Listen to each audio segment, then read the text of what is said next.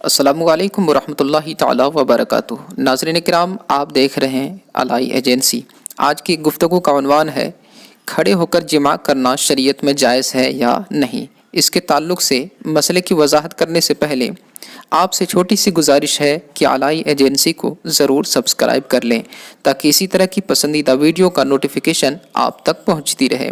تو آئیے جواب کی طرف بڑھتے ہیں کہ کھڑے ہو کر جماع کے تعلق سے شریعت کیا کہتی ہے۔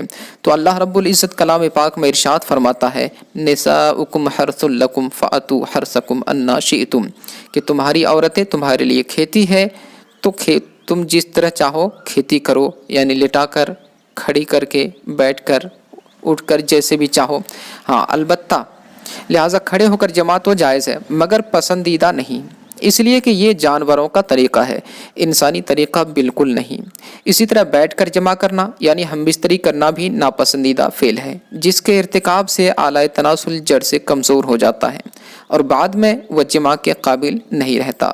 بعض معتبر علماء نے فرمایا ہے کہ کھڑے ہو کر جمع کرنے سے اگر حمل قرار پا جائے تو اس سے پیدا ہونے والا بچہ بے وقوف، بد دماغ یا نیم پاگل ہوگا۔ لہٰذا کوئی انسان اپنی اولاد کو خود سے پاگل بنانا بالکل نہ چاہے گا۔ بد دماغ یا نیم اولاد پیدا ہو تو سوچئے کہ ماں باپ کے دل میں کیا گزرے گا۔ لہٰذا ہر ماں باپ کو ایسی چیزوں سے پرہیز کرنی چاہیے، یعنی کھڑے ہو کر جمع کرنے سے بالکل حذر کرنا ضروری ہے۔ اور بعض اطباء کا قول ہے کہ کھڑے ہو کر جمع کرنے سے رعشہ یعنی بدن ہلنے کی بیماری ہوتی ہے، بدن میں کمپن ہونا شروع ہو جاتا ہے۔ تو کوئی بھی عقل مند انسان یہ نہیں چاہے گا کہ ان کے بدن میں اس طرح کی خراب بیماریاں نصیب ہو۔ لہٰذا کھڑے ہو کر جمع کرنے سے بالکل پرہیز کرنے کی سخت ضرورت ہے۔ تو اب سوال پیدا ہوتا ہے کہ ہم بستری کا پھر صحیح طریقہ کیا ہے؟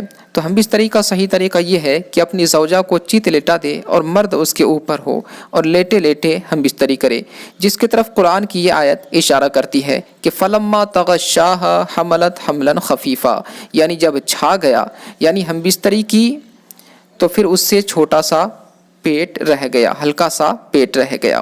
یعنی ہم بستری کی یہ آیت حضرت آدم علیہ السلام اور حضرت حوا رضی اللہ تعالیٰ عنہ کے تعلق سے ہے، جس میں چھانے کی بات کہی گئی ہے، یعنی بیوی نیچے تھی اور شوہر اوپر، لیٹے لیٹے ہم بستری کی تو اس سے حمل ٹھہر گیا۔ اس سے ایک بات اور سمجھ میں آتی ہے کہ لیٹے لیٹے ہم بستری کرنے سے حمل جلدی قرار پاتا ہے۔ لہٰذا خلاصہ یہ نکلا کہ لیٹ کر ہم بستری کرنا جائز تو ہے، البتہ پسندیدہ فعل نہیں۔ پسندیدہ فعل یہ ہے کہ لیٹے لیٹے ہم بستری کی جائے۔ السلام علیکم ورحمۃ اللہ وبرکاتہ۔